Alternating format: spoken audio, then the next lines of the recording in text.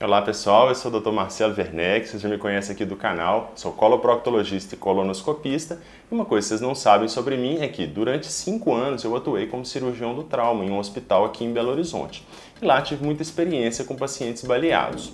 Então vamos dar uma olhada de onde vem essa questão de retirar a bala, quando precisa sempre?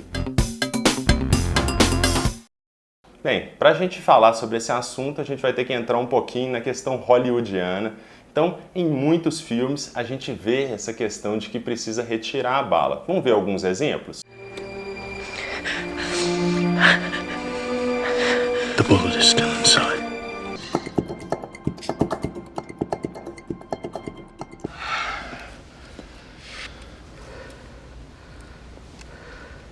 Honey, can you return the text later? This is instructions on how to remove a bullet.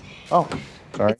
Bem, como a gente viu, existem vários exemplos de filmes em que as pessoas falam que precisa retirar a bala, mas eu queria dizer que isso é um mito. E por quê? Bem, vamos dar uma olhada então o que acontece quando uma pessoa toma um tiro. Um projétil de arma de fogo, ele passa inicialmente, depois da explosão da cápsula, ele passa pelo cano da arma. Ali existem algumas raias e existe também o atrito com essa região. Então o projétil já fica muito quente só com isso. Além disso, durante o trajeto que ele passa no ar, tem o atrito com o ar. Então o projétil em si ele é muito quente. A parte externa dele, ela fica estéril devido ao calor. Então só o atrito com o ar e com o cano já deixa esse projétil incandescente, ou seja, ele é estéril. Então ele por si só não seria uma fonte de contaminação. Mas nós vamos dar uma olhadinha mais de perto nisso. Então, uma vez que o projétil entra no corpo humano, a pessoa tomou um tiro, aquele projétil vai causar alguns danos. Então ele vai inicialmente perfurar a pele e depois ele vai causar alguns danos em outros tecidos e ele pode sair atravessando ou não, ele pode ficar retido no corpo humano. Uma vez que ele entra ali, ele causou aqueles danos todos e esses danos muitas vezes podem precisar de cirurgia, podem precisar ser reparados. Então, por exemplo, tiros no abdômen, em geral a pessoa vai precisar de uma cirurgia para ver quais foram os danos e o que precisa ser feito. Só que se a gente pensar no projétil exclusivamente, ele ficar dentro do corpo humano ou não, isso tem muito pouco efeito para o corpo humano. Por quê? Como ele entrou incandescente, ele causou aquele dano imediato, ele causa aquelas lesões, só que depois que ele parou, ele vai ficar em algum tecido, ele por si só vai ficar ali inerte. Ele não vai dar mais nenhuma complicação, já que ele está estéril.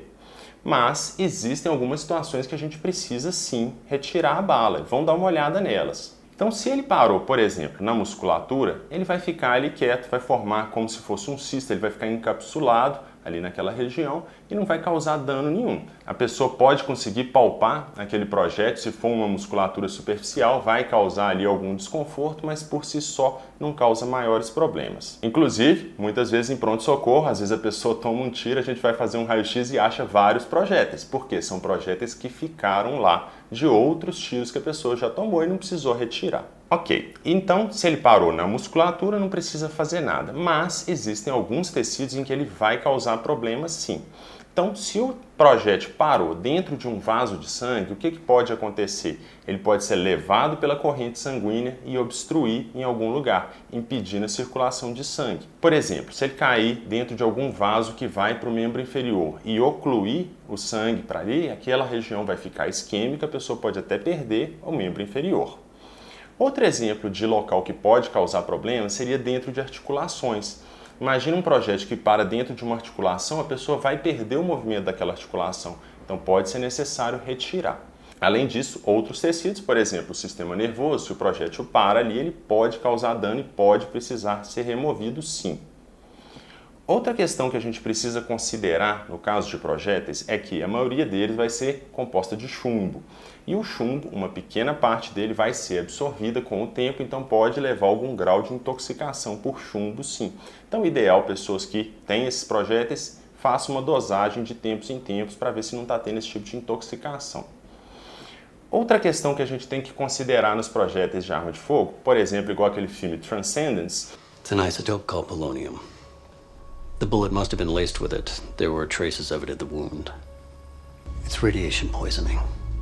Nesse filme, o personagem toma um tiro e o tiro está contaminado, tem radiação nele e isso vai causar um dano. Então, nesse caso, também teria que retirar. E só mais uma questão que a gente precisa considerar é o seguinte: eu falei que o projétil ele é estéreo, mas a gente tem que pensar que às vezes ele atravessa outras regiões.